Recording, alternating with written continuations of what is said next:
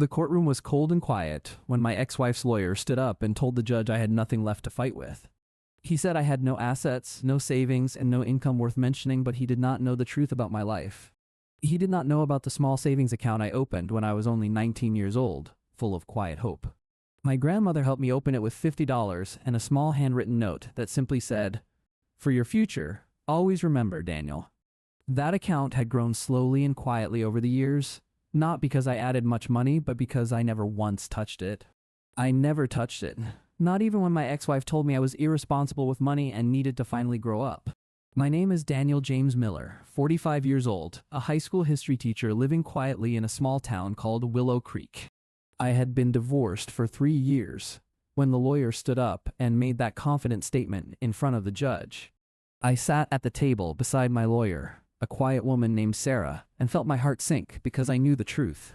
I knew what I had hidden away, but Sarah had already advised me earlier to keep that account completely hidden from everyone. According to Pew Research, about 2/3 of divorced Americans eventually remarry, but statistics were the last thing on my mind that day. I was thinking instead about the look on my ex-wife's face the moment she heard her own lawyer say those confident words. My ex-wife Jennifer had left me for a man who owned a car dealership across town and never looked back after that.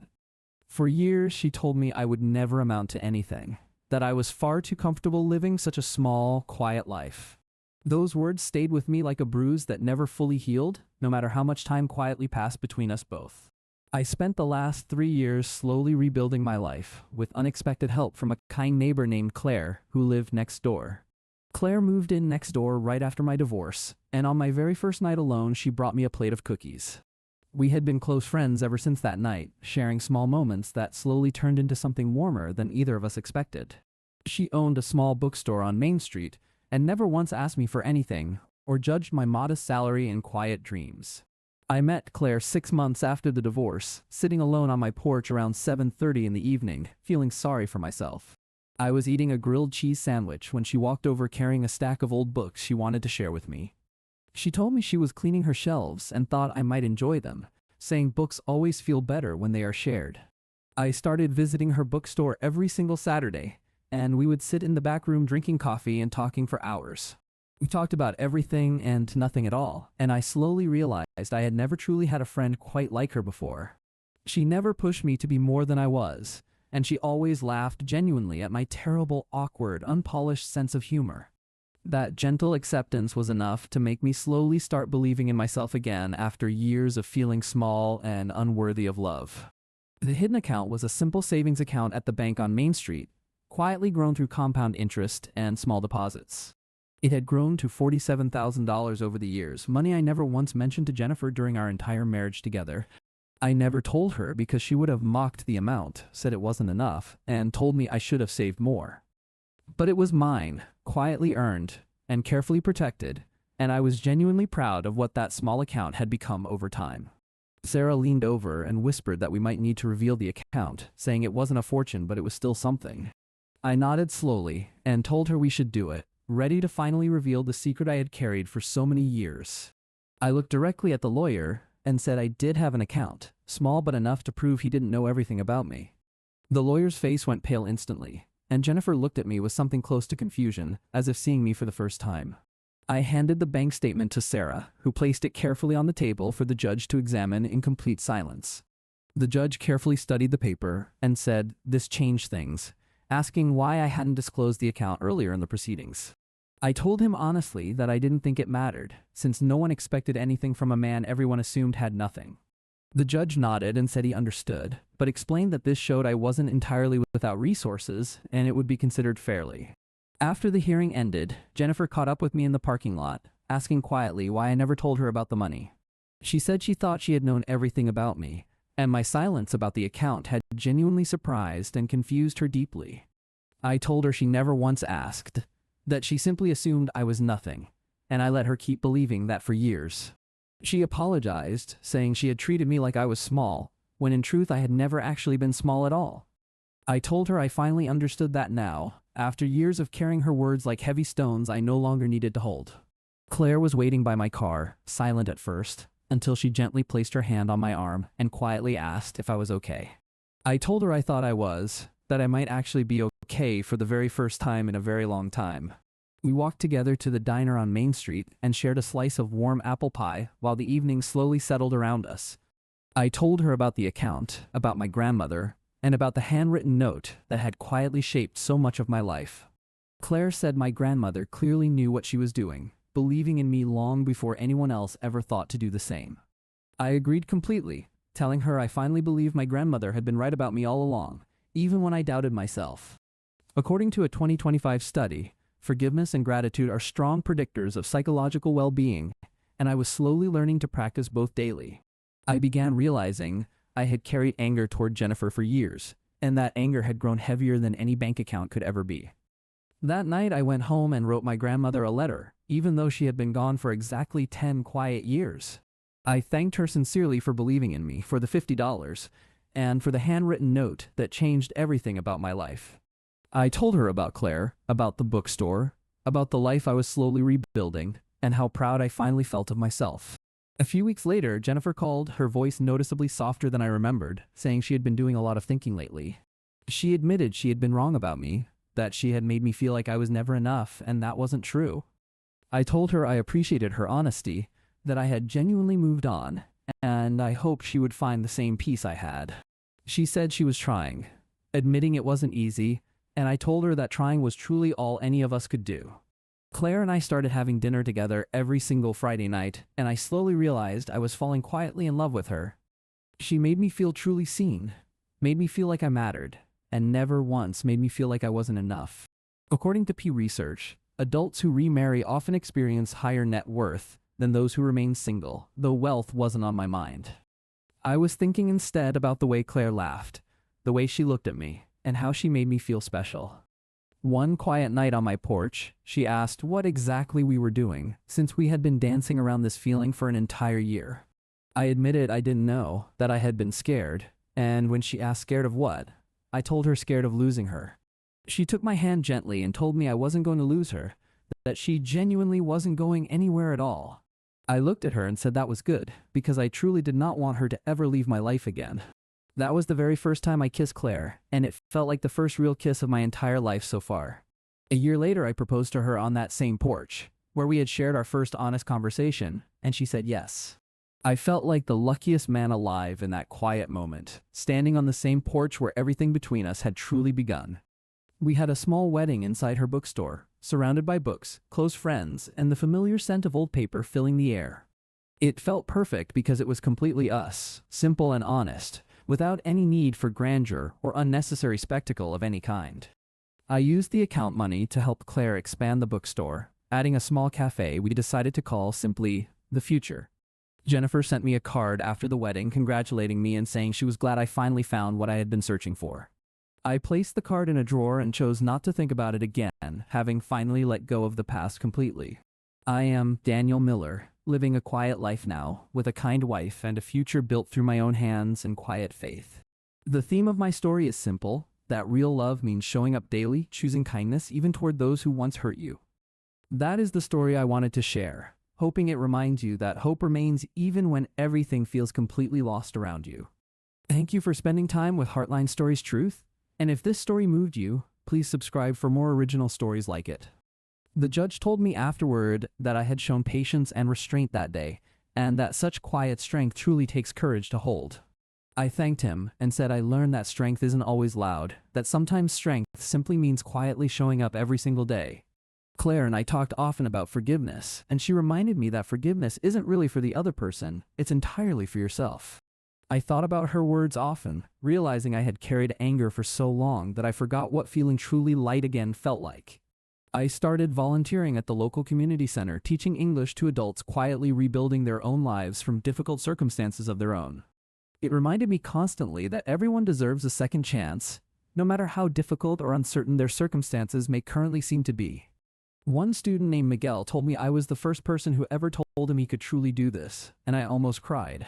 I told him he absolutely could do it, and I meant every word, because I knew what it felt like needing someone's belief.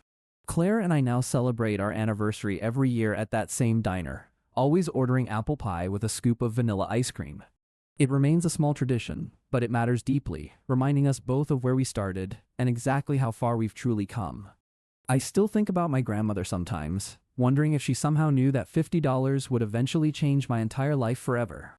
I believe she truly knew, because she always believed in me completely, even during years when I couldn't believe in myself at all. That account was never really about money, it was always about hope, and hope remains the most powerful force in the entire world. I hope you have a grandmother in your life, or someone like her who quietly believes in you when you cannot believe yourself.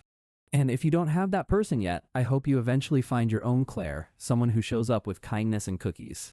That, to me, is what real love truly looks like, not grand gestures, but quiet consistency shown day after day, even when it's hard.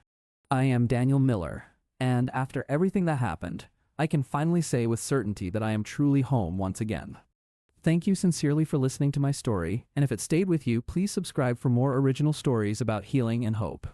This has been a Heartline Stories Truth original, and all rights to this story remain fully reserved for its original creator, always. I am Daniel Miller, and I am finally at peace, having let go of years of pain I once carried quietly inside myself.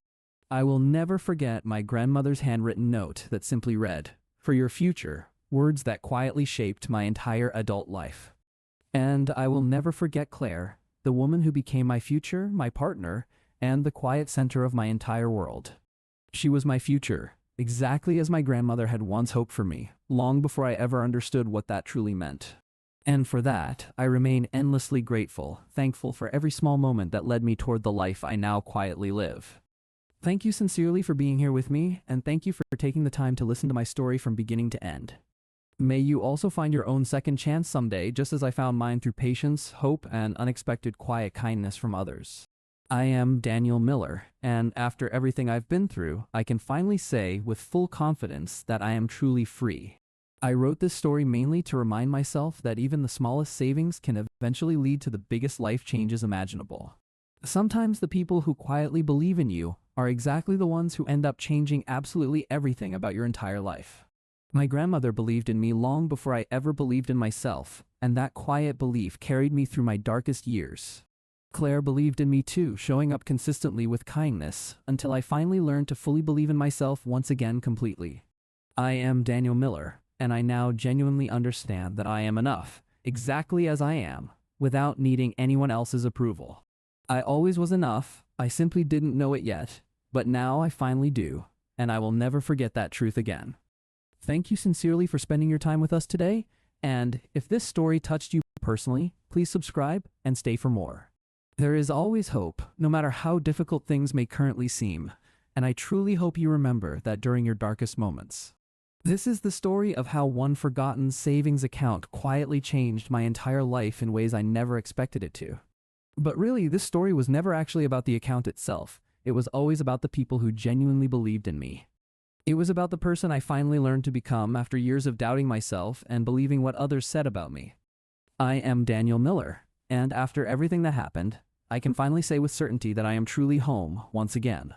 Thank you sincerely, thank you for listening, and thank you for genuinely caring about a story that means more to me than words. I will carry your kindness with me always, just as I continue carrying my grandmother's handwritten note and Claire's quiet, steady love. That is the quiet vindication I eventually found, not inside a courtroom, and not inside a bank account, but within a life built on hope. I am Daniel Miller, and I am finally free, having let go of years of anger I once carried quietly inside my chest. I learned that real love means showing up consistently, day after day, even when things feel difficult or emotionally exhausting to continue. Even when you're tired, even when you feel like you have absolutely nothing left to give, showing up still matters more than anything. That is what truly matters most in life, and that is exactly what I want every single one of you to remember. If you are currently going through something difficult, please hold on, because morning always eventually comes, no matter how dark things feel now. I am Daniel Miller, and I genuinely believe in you, just as my grandmother once believed in me during my darkest years. Just as Claire continues believing in me today, I hope you also learn to believe fully in yourself, exactly as you currently are. This is the story of my own second chance, and, in many ways, it is quietly your story too, waiting to unfold. Go find your own second chance, because it is genuinely out there waiting for you, exactly when you're finally ready to receive it. Thank you sincerely for spending your time with Heartline Stories Truth, and if this story stayed with you, please subscribe for more. This has been a Heartline Stories Truth original, and all rights to this story remain fully reserved for its original creator always. I am Daniel Miller, and I am finally home, having built a quiet, meaningful life I once thought I never deserved to have. Thank you sincerely for listening to my story from beginning to end, and for allowing me to share something so deeply personal. I am truly grateful for every person who has ever believed in me, especially my grandmother and my wife, Claire, who never gave up. I am finally at peace, having released years of pain, anger, and self-doubt that once quietly controlled how I saw myself completely. I am genuinely loved by Claire, by my grandmother's memory, and by the life I slowly built after years of quiet struggle. And I am finally truly at peace, having learned that real strength often means quietly showing up even during your hardest days. The end of this story marks the beginning of another, one built on hope, resilience, and the quiet power of second chances. I never expected a forgotten savings account to change my life so completely, but sometimes the smallest things matter most of all. My grandmother's $50 became far more than money. It became proof that someone believed in my future long before I did. Claire's cookies on that first lonely night became the beginning of a friendship that eventually grew into the deepest love I've known. Jennifer's words once made me feel small, but I finally learned that her opinion of me was never actually the full truth. The judge's courtroom became an unexpected place of quiet vindication, not because of money, but because of the honesty I finally offered. Miguel's gratitude reminded me that believing in someone else can be just as healing as being believed in yourself, truly and completely. Every Friday dinner with Claire slowly became a quiet, cherished ritual of love, patience, and the steady comfort of genuinely being understood. Our wedding inside that small bookstore reminded me that joy doesn't need grandeur, only honesty, love, and the people who truly matter. The cafe we built together, called The Future, now stands as proof that hope can be built with patience and quiet effort. My grandmother's note, "For your future," remains the truest sentence I have ever read, guiding me through my darkest, most uncertain years.